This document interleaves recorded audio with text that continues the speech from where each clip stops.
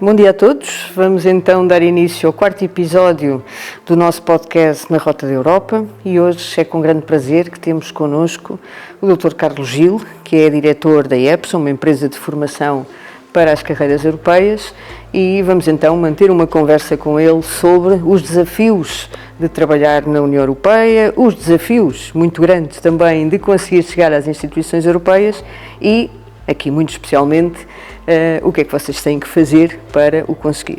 Okay? Carlos, bom dia, muito bem-vindo. Obrigado. Já conhece a casa e, portanto... Já sou quase da casa? Já é da casa, exatamente, não conhece a casa, já é da casa, e eu gostava que nos falasse um bocadinho sobre a sua história, como é que chegou a este mundo fascinante das carreiras europeias, okay? Dar-nos a conhecer o seu percurso. Ok, pois obrigadíssimo pelo convite e por terem aberto estas portas novamente, e eu cheguei aqui de, pronto, casualidade. Na verdade, como todas as coisas importantes da vida, não é? Tem uma parte de sorte ou de azar, dependendo, e eu interessei-me neste mundo das carreiras, pronto, da União Europeia no geral, por acidente. Eu queria fazer o meu doutoramento em Direito Administrativo na universidade e precisava ter um mestrado, mas os únicos dois mestrados que havia na minha universidade era um de empresa e outro da União Europeia. Eu disse, olha, não estou interessado em ter uma empresa, nunca vou ter uma empresa, e também não tenho muito interesse na União Europeia. E então, pronto, acabei por ir pela parte da União Europeia, por isto que tinha um componente de direito administrativo, e foi, verdadeiramente, entrei no mestrado, foi impressionante, eu gostei muitíssimo, cada dia não foi uma paixão desde sempre, mas eu sempre tive grande interesse pelas relações internacionais, mas pronto, este interesse pela União Europeia veio muito forte, faz uma pancada em condições, e a partir daí pois comecei a investigar, como parte da minha tese de doutoramento em Direito Administrativo, já escrevi alguma tese relativamente à União Europeia e comecei a pesquisar para eu ser funcionário permanente da União Europeia. Então foi um processo de self-awareness, não é? E de tentar descobrir um bocadinho mais de mim. Preparei depois os concursos e preparei uma metodologia para eu próprio ser quem passasse os concursos. E pronto, entre meio de tudo isso aconteceu muita coisa, tive muito contato com as pessoas, com os cidadãos normais, a trabalhar no Centro Europe Direct durante um tempo. Depois tive a oportunidade de ir ao Colégio da Europa, onde conheci muita gente ótima e super interessada na União Europeia, coaches, até tive uma cadeira sobre função pública europeia. E pronto, criei tudo para eu ser um dos funcionários e finalmente coisas da vida, azares familiares que levaram a que tivesse de pospor essa ideia foi-se pospondo indefinidamente e já levo 7 anos a trabalhar nesta área que eu gosto, adoro. E então aparece a EPSA, nesse contexto. A EPSA apareceu novamente por acidente, eu tive de voltar para casa depois do Colégio da Europa, porque tinha uma situação familiar complexa, e a minha família vive na Coruña, e pronto, não sei, certíssima que a professora conhece, mas não há muito tempo dizia-se que o mundo acabava em Finisterrae, naquela costa, e encontrar oportunidades de trabalho para mim nesse momento em concreto sobre a União Europeia na Coruña era impossível.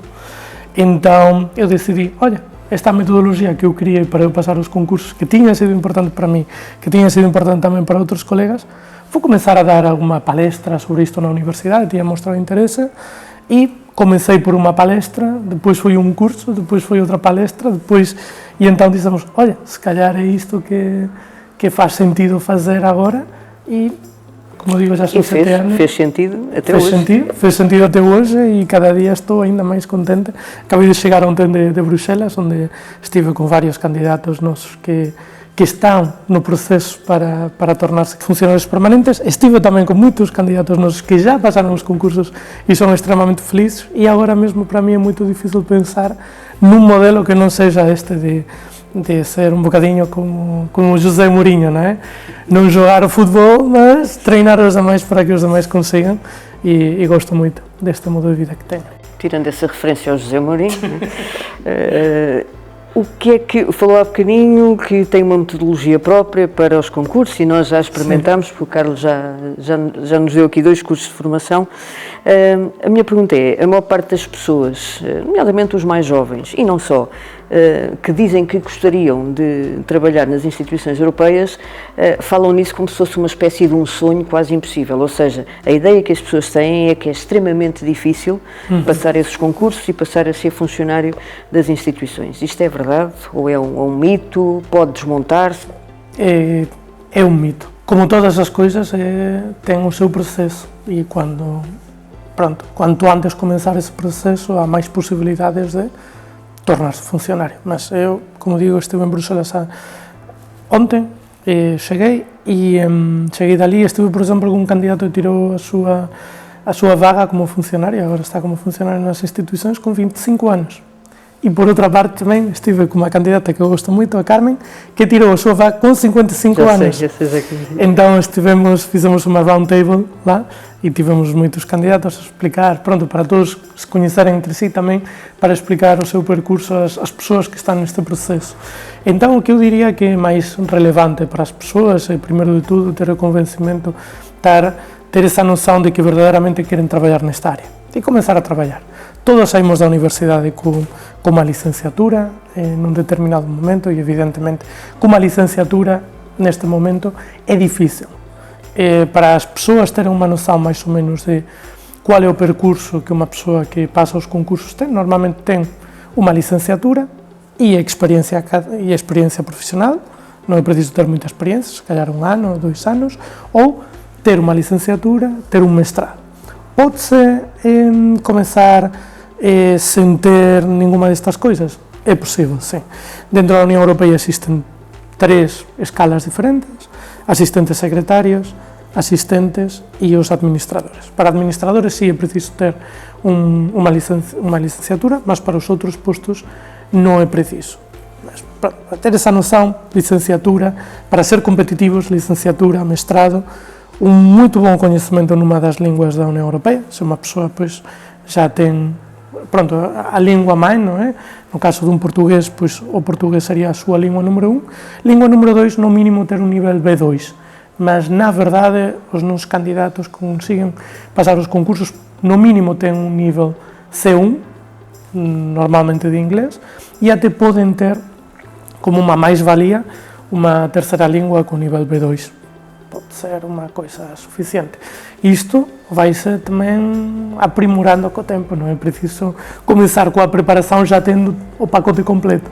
Muitas vezes também ter uma experiência de um Corpo Europeu de Solidariedade, que eu recomendo muitíssimo, ou ter uma experiência de ter estudado um Erasmus, ou de estar numa organização europeísta que mostre esse interesse na União Europeia, ajuda. Mas isto é ir construindo aos bocadinhos. O importante é não ficar parados, ser proativos e ter isto em mente, e as coisas vão saindo. E esses requisitos todos, digamos, que está a enunciar, aplicam-se a qualquer tipo de concurso, inclusive aos generalistas? Sim, de facto, os concursos normalmente têm uns requerimentos menores aos que eu acabei de dizer. Por exemplo, para uma pessoa no grau de administrador, por exemplo, para um AD5, generalistas, que é a porta de entrada para trabalhar na função pública europeia na escala administrativa mais alta, só é preciso ter uma licenciatura de pelo menos 3 anos de duração, que tenha sido feita na União Europeia, numa universidade dentro do espaço europeu de educação superior, ou que tenha sido reconhecida na Europa, e depois ter um nível C1 de uma das 24 línguas, que aplica a língua mãe, e um nível B2 de outra língua, que pode ser o inglês, e nem é preciso ter um diploma. Isso é o mínimo imprescindível, além de cumprir com os requisitos, de não ter uma sentença contrária a dizer que não pode trabalhar na função pública. Mas isso é o mínimo indispensável. Eu estava a falar de ter um perfil com grande potencialidade. Eu estava a colocar-lhe estas perguntas porque, como sabe, nós temos aqui cursos, aliás já teve contacto com eles no âmbito das ciências sociais, e temos vários alunos que estão interessados em fazer essa candidatura. Ainda semana passada tivemos aqui um evento com uma jovem embaixadora, a nossa nova embaixadora de carreiras, a Marta, e estavam presentes muitos alunos e que de facto demonstraram esse interesse. Mas também, apesar de muito jovens, eles eram na maior parte dos casos do primeiro ano, já tinham essa ideia de que era extremamente difícil conseguir passar essas etapas todas. Há pouco falou, aí a pessoa já tem vários anos de experiência, e há pouco falou na metodologia que vocês criaram para alavancar este processo.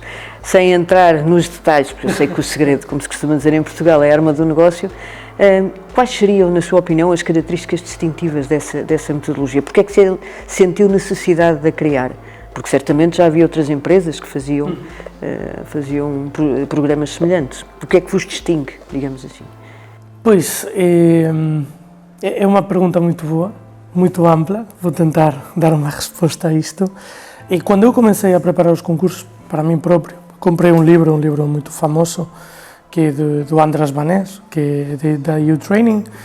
E eu, na verdade, comprei esse livro, foram 60 euros, uma coisa assim, e o livro está bem como uma parte introdutória. Mas eu lembro-me que viajei muitíssimo com esse livro e verdadeiramente nunca acabei por pegar demasiado nisso.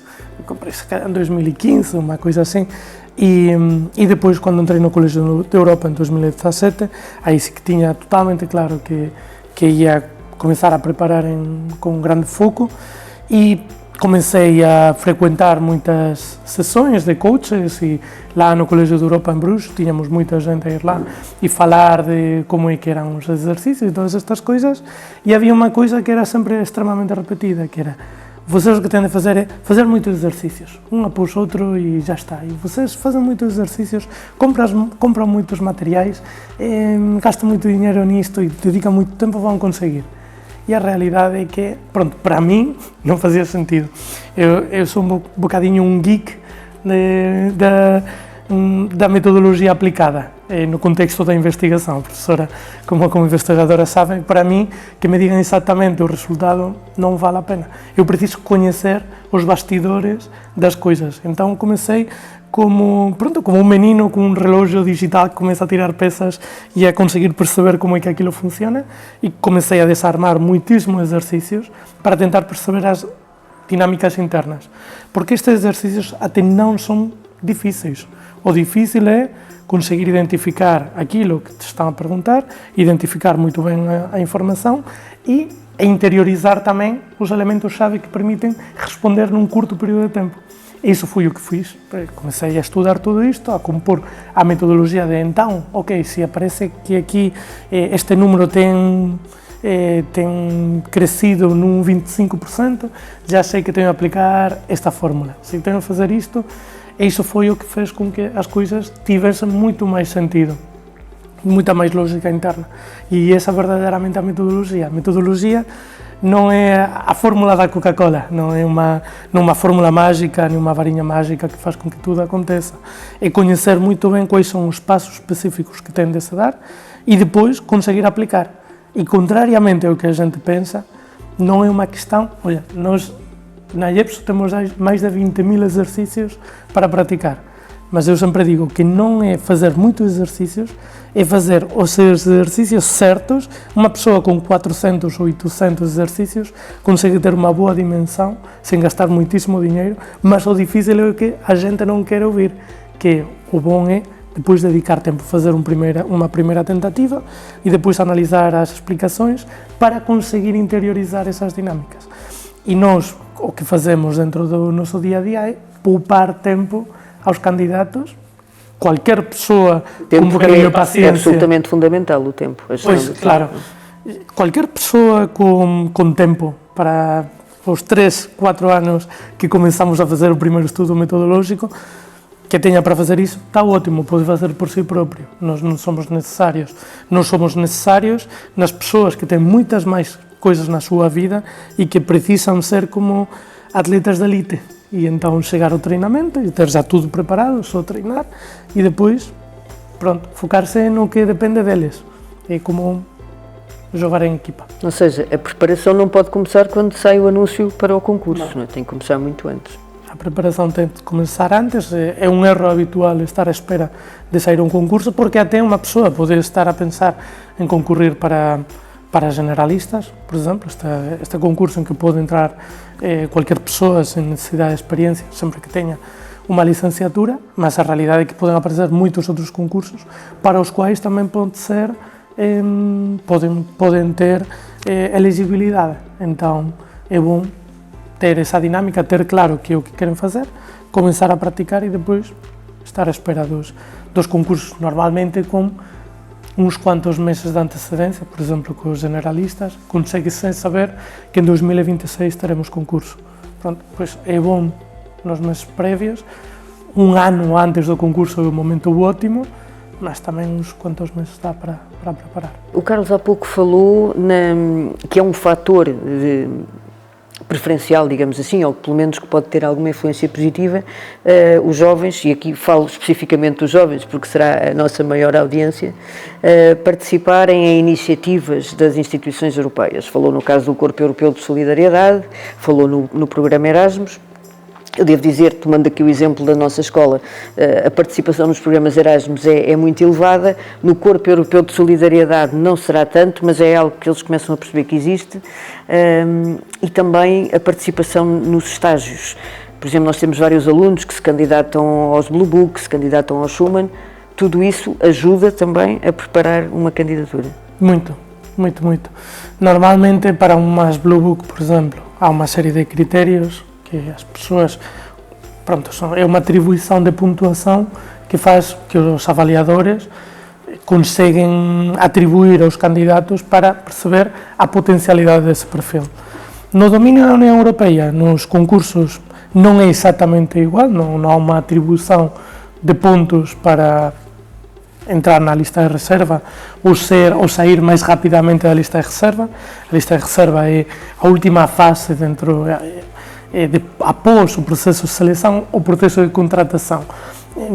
Pronto, e então ter todos estes elementos que permitam ao órgão de contratação verificar que essa pessoa tem interesse europeu ajuda muitíssimo, no sentido em que, pois, se eu tenho dois candidatos, cada um deles tem atributos diferentes e um deles tem participado pois, no Model European Union e também pois, tem participado num Corpo Europeu de Solidariedade ou tem feito previamente um estágio no Comitê Económico e Social, e já permite saber que essa pessoa verdadeiramente tem um conhecimento, ou a presunção de que tem um conhecimento, conhece as instituições. Caráter prático, não é? Também. Claro, e que tem um interesse também, que o interesse também na União Europeia é importante. Então, se tenho dois candidatos, um não tem nada, ou tem uma coisa e outra tem muitas coisas, evidentemente é sempre mais vantajoso ficar com aquele que tem um maior conhecimento.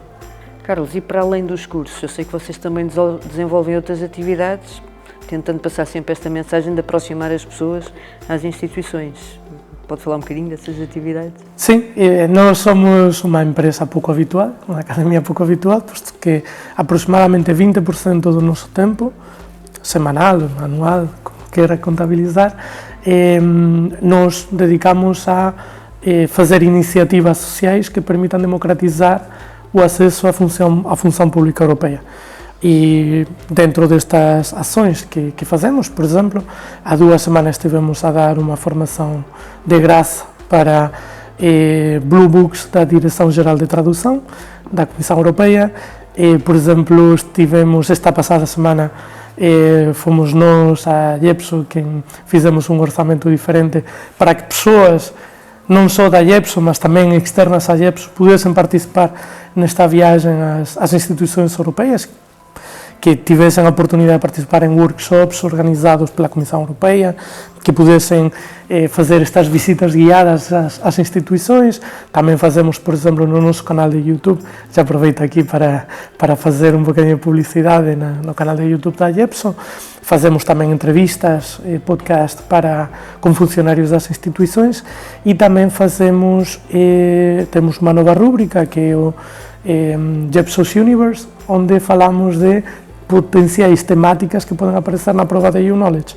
E tudo isso, no final, é muito tempo e muita dedicação, mas que nós fazemos com gosto para tentar dar esta parte que nós, pronto, as pessoas, os fundadores, mas também muitas das pessoas que estamos na IEPSO recebemos através de bolsas, porque eu, por exemplo, não poderia ter participado em muitas iniciativas que têm dado o meu perfil profissional se não tivesse recebido bolsas. E o Ivan acontece a mesma coisa, e também acontece com a Laura, e acontece com o Álvaro, e acontece com tanta gente que pronto, sentimos essa necessidade de tentar retribuir de volta. E, na verdade, é muito apreciada. E já que estamos a falar de bolsas e estamos a falar de apoios governamentais e tudo mais, nós temos a noção, penso eu, que é correta que o número de funcionários que um determinado país tem nas instituições europeias é positivo para o país, acaba por ser uma fonte de influência, naturalmente. Os países costumam ter estratégias para recrutar esses funcionários, para ter mais ou menos pessoas em determinadas instituições? Depende do país, mas, por exemplo, nós temos um caso muito bom aqui em Portugal, com o Ministério dos Negócios Estrangeiros, que tem lançado a Estratégia Nacional para a Presença de Portugueses nas instituições, nos quais nós, com muito orgulho, colaboramos com o Ministério já desde há 3 anos na implementação da estratégia, damos formações para eles e também ajudamos os portugueses no geral e dizemos com muito orgulho que somos a única empresa em toda a Europa que temos todos os materiais em português, que isso é importante depois, a hora de fazer os exercícios, para ajudar as pessoas que estão do outro lado, e também há outros países que têm estratégias semelhantes, sobretudo aqueles que não têm um equilíbrio geográfico, porque há países que estão infrarrepresentados, como é o caso da Suécia, de Portugal, da Alemanha, por exemplo, de Luxemburgo. Nós estive na passada semana, por exemplo, a dar uma formação no EIPA, no European Institute of Public Administration, para cidadãos luxemburgueses também, que estão infrarrepresentados e queriam ter um curso relativamente a isto. Então, sim que há estratégias, há países que, pela sua conexão com a União Europeia e por perceber melhor o importante que é isto, fazem muitas atividades, muitas ações e que dedicam tempo e dinheiro a isto. Há outros países que nem tanto, mas sim, existe a possibilidade. Para não o amassar muito mais, gostava de saber, se tivesse que apresentar uma carreira europeia aos nossos jovens, por exemplo, o que é que lhes dizia? Quais são os maiores desafios, quais são as maiores oportunidades, o que é que vale a pena numa carreira europeia? Para além da questão financeira, porque isso já sabemos que à partida é simpático, mas não é tudo. Pois não. Eu diria, o meu trabalho é o melhor trabalho do mundo. Como penso que já dá para perceber. Eu gosto muito de fazer o que faço, viajo muitíssimo, conheço muitíssima gente, estou continuamente a desafiar-me intelectualmente, estou continuamente a aprender e isso é uma das coisas que eu mais valorizo, mas certamente se não trabalhasse nesta área, trabalharia nas instituições europeias, porque gosto muitíssimo e de facto acredito que em algum momento, mais adiante, quando as questões familiares den para isso, se calhar estarei a trabalhar por lá. Já recebi algumas propostas muito interessantes, não deixem de enviar propostas, por favor, mas pronto, trabalhar nas instituições europeias é o ótimo. Estava com um candidato nosso que passou um concurso há umas quantas semanas, um concurso interno da Comissão Europeia, porque depois existem também concursos internos, e estava a falar com ele que acaba de chegar da Uzbequistão. E estávamos a falar ele trabalha na Direção-Geral de Transporte, então estávamos a falar de todos os desafios que tem a União Europeia em termos de comércio e como tem esta situação mais complexa a nível geopolítico e geoestratégico. E eu, na verdade, nunca tive grande interesse no transporte, no domínio do transporte, mas achei extremamente interessante e verdadeiramente penso que este tipo de coisas dão para exemplificar muito bem o que é trabalhar na União Europeia. A União Europeia é trabalhar em assuntos que verdadeiramente têm grande impacto na vida das pessoas, porque praticamente 60% a 70%, dependendo do país, da legislação provém de diretivas, regulamentos. Por outra parte, são questões que afetam já não só a própria população do país, mas o mundo inteiro. É trabalhar numa organização internacional que defende interesses democráticos e valores democráticos, como lamentavelmente agora mesmo no mundo não existe.